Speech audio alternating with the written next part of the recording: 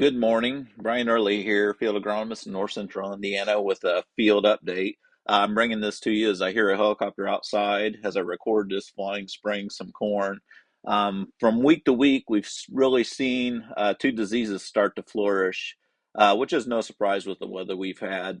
Northern corn leaf blight is easy to find, definitely not heavy disease we've had for a long time, but the one we're all watching is tar spot to see how it's moving from week to week, and it's been rather slow.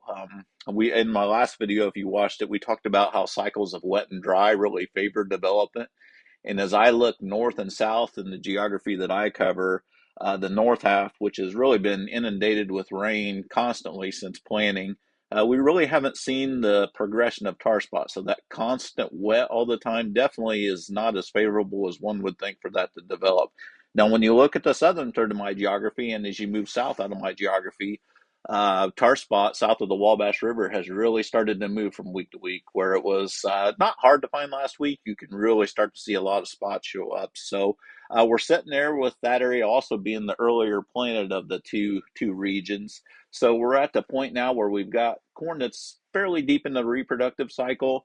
And questions come in about what to expect about late fungicide applications. So I've been offering my thoughts and what I've seen in the fields from past years, like 2021 when we had it fairly heavy and we were strung out because of application constraints where we saw late corn and what we saw from it. So, but I thought it'd be good to look at some data. So, fortunately for us, Purdue does a great job with fungicide research at many of their stations, especially at NEPAC, or I mean, excuse me, the Penny Station in Valparaiso. So most of the great tar spot work on fungicides and timing has come from there. So I'm going to share a couple of years. The first one here was 21.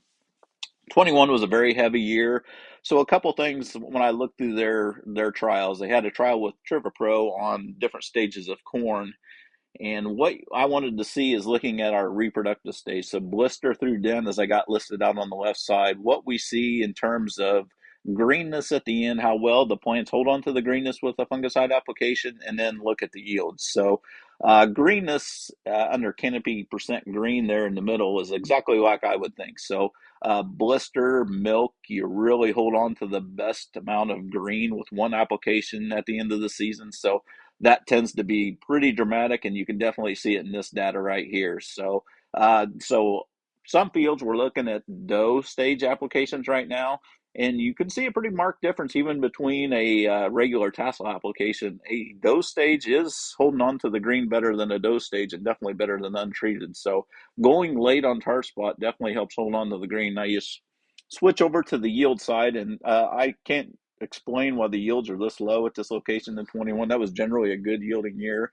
But you do see that blister, milk, and even into the dough, pretty good yields and better than going on either side of them. So very similar to what I see in the field. So let's look at the next year. Actually, it was last year. Last year was no tar spot clear till very late. So this one held some pretty good information too. So this data is like the 21, except for they broke it down between a susceptible hybrid and one that was moderately resistant. So when you look at that percent green in the canopy at the end of the season, looking at both hybrids, that blister stage application, kind of what I usually recommend to most guys, held on to the green the best. So that was nice green corn and really didn't have any blighting on it at the end of the season, which in 23 we didn't have a lot of blighting till corn was mature anyway.